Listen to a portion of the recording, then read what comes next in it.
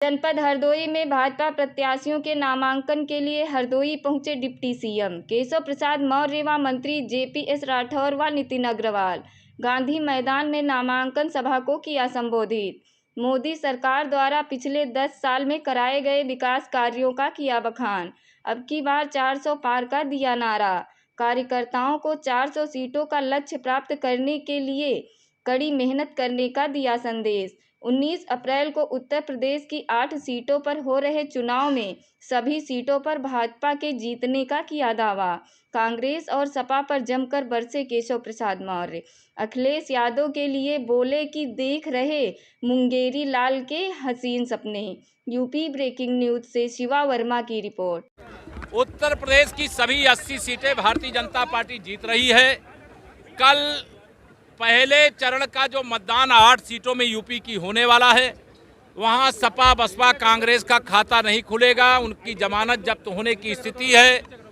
उत्तर प्रदेश में ही नहीं, देश में माननीय मोदी जी की भाजपा की आंधी है और उस आंधी का मुकाबला नहीं कर पाते हैं जब विपक्षी, चाहे वो कांग्रेस हो, चाहे सपा हो, चाहे बसपा हो, चाहे टीएमसी हो, तो कभी प्रधानमंत्री जी के बारे में, कभी मेरे बारे में, कभी हमारे नेताओं के बारे में, यह दलों के नेता अब शब्दों की बौछार करते हैं।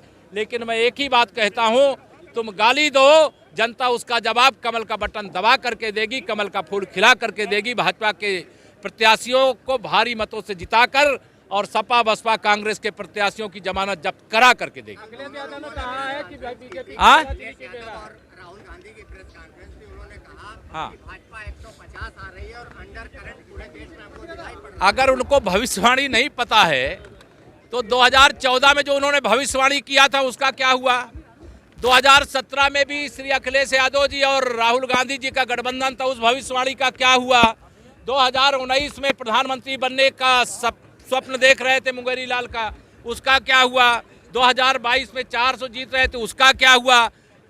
2024 में भी खोदा पहाड़ निकली चूहिया, कांग्रेस और सपा का गठबंधन हो जाएगा साफ। वो बसपा का यहाँ कोई नाम लेवा नहीं है। भाजपा जीतेगी 80 की 80, विपक्ष की जर गई है पूरी रस्सी। अखिलेश यादव ने कहा है कि अखिलेश यादव ने कहा है कि ट्वीट करके अखिलेश यादव ने कहा है भाजपा की अब चली की बेरा है। देखिए, मैंने अभी बता दिया ना, 4 चुनाव में अगर उन्होंने जो दावे किए थे उसमें एक भी सच हो जाता तो उनकी बात मान लेते।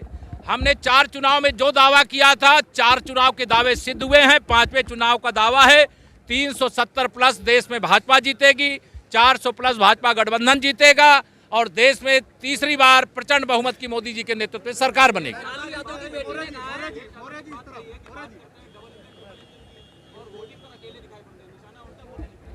उनके दर्द, अच्छा भाजपा के हमारे कौन से नेता हैं कौन नहीं है, इसका दर्द श्री अखिलेश जी को क्यों हो रहा है?